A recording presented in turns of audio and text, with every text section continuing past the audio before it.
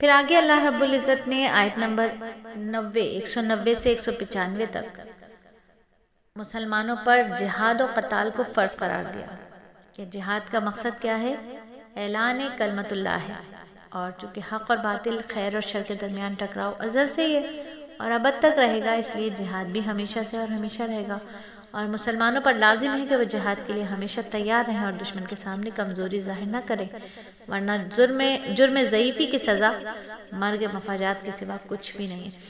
تو اللہ رب العزت نے یہاں مسلمانوں کو حکم دے دیا کہ وہ جہاد کو فرض عین ہے، جہاد کریں، ٹھیک ہے۔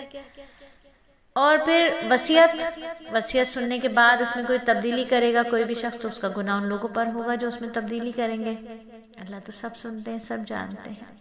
ہاں، اگر کوئی اندیشہ ہے کہ کوئی وصیت کرنے والا بیجا طرفداری یا گناہ کا ارتکاب کر رہا ہے، وہ متعلقہ آدمیوں کے درمیان صلح کرا دے تو اس پر کوئی گناہ نہیں ہے۔ پھر یہی اللہ رب العزت نے سورہ بقرہ میں اور پارہ ثقول میں آیت نمبر 183 میں روزوں کے بارے میں فرمایا۔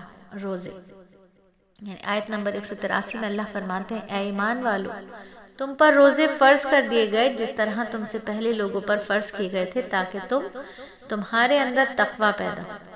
گنتی کے چند دن روزے رکھنے ہیں، پھر بھی اگر تم میں سے کوئی شخص بیمار ہو یا سفر پر ہو تو وہ دوسرے دنوں میں اتنی ہی تعداد پوری کر لے، اور جو لوگ اس کی طاقت رکھتے ہوں وہ ایک مسکین کو کھانا کھلا کر روزے کا فدیہ ادا کر دیں۔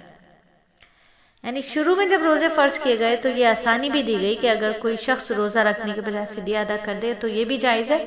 بعد میں آیت نمبر 185 نازل ہوئی، جو کہ انشاءاللہ بھی آگے ہم پڑھیں گے، تو اس آیت نے اس سہولت کو واپس لے لیا اور حتمی حکم دے دیا کہ جو شخص بھی رمضان کا مہینہ پائے وہ روزے ضرور رکھے۔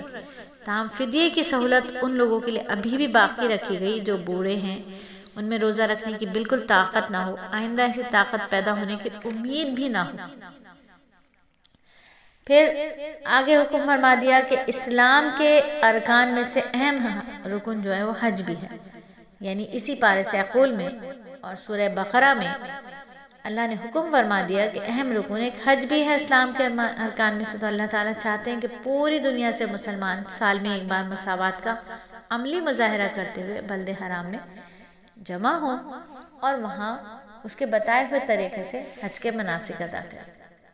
جیسا کہ ہم نے پہلے بھی بتایا تھا کہ جو قریش کے جو لوگ تھے وہ حج کے دنوں میں آتے تھے وہاں پر اور بڑی خرید و فروخت کرتے، تجارت کرتے۔ زمانہ جاہلیت میں مشرکوں نے بھی بہت سارے رسوم اور بدعات میں اضافہ کر لیا تھا۔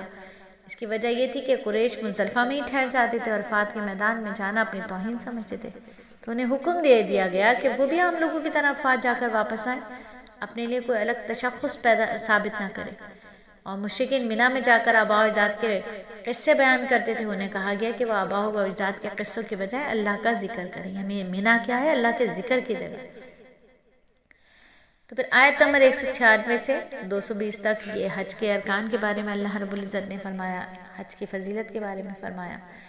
پھر آگے اگلی آیات میں 215 تک اللہ رب العزت نفاق فی سبیل اللہ کے ضمن میں بتایا کہ اہمیت دی اس بات کو اہمیت دی کہ اللہ کی راہ میں کیسے خرچ کیا جائے گا، کیا خرچ کیا جائے گا۔ اصل اہمیت کیا خرچ کیا جائے گا، کیسے خرچ کیا جائے گا یہ تو ہے، لیکن اصل اہمیت یہ ہے کہ کہاں خرچ کیا جائے گا اور کس نیت سے خرچ کیا جائے گا۔ تو اللہ کے دیے ہوئے مال اور جان کو صحیح مصرف پر خرچ کرنا ضروری ہے۔ جو اللہ نے جان دیا ہے، اللہ نے مال دیا ہے، اس کو صحیح جگہ صحیح وقت پر خرچ کرنا ضروری ہے۔ پھر آگے حکم فرما دیا آیت نمبر 217 میں کہ جو شخص مرتد ہو جائے اس کے سارے اعمال باطل ہو جاتے ہیں اور وہ جہنم کا حقدار ہو جاتا ہے، اور دنیا میں اس کی سزا یہ ہے کہ اگر وہ سمجھانے کے باوجود باز نہ آئے تو پھر اسے قتل کر دیا جائے۔ پھر 219 میں جوا اور شراب کی حرمت کے بارے میں بتا دیا کہ اگرچہ یہ جوا اور شراب کیا ہیں، ظاہری اور منافع تو دیتے ہیں، مادی منافع بھی دیتے ہیں، لیکن اس میں جسمانی، عقل، مالی، اخلاق، معاشرتی اعتبار سے جو نقصانات ہوتے ہیں وہ منافع کے مقابلے میں کہیں زیادہ ہیں۔ رسول اللہ صلی اللہ علیہ وآلہ وسلم نے تو شراب کو ام الخبائث یعنی خباثتوں اور گناہ کی جڑ قرار دیا۔ شراب کیا ہے؟ نشہ ہے۔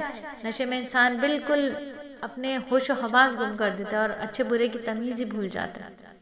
تو ام الخبائث کہا یعنی ایسی چیز جو تمہیں بالکل تمہارے حواس کھو دے، تمہیں اچھے برے کی پہچان ہی نہ رہے، وہ کیا ہے؟ وہ ام الخبائث ہے۔ تو اللہ رب العزت ایسے گناہوں سے، ایسے اعمال سے ہمیں بچائے جو ہمارے دماغ کو بالکل خراب کر دیں، وہ چاہے شراب ہو یا موبائل کے گیمز ہوں یا کسی بھی چیز کی ایسی لت ہو جو ہمیں ہوش و حواس سے بیگانہ کر دے۔ بعض اجتماعی بیماریوں کی نشاندہی کے بعد اللہ رب العزت نے پھر خاندانی مسائل بیان کیے۔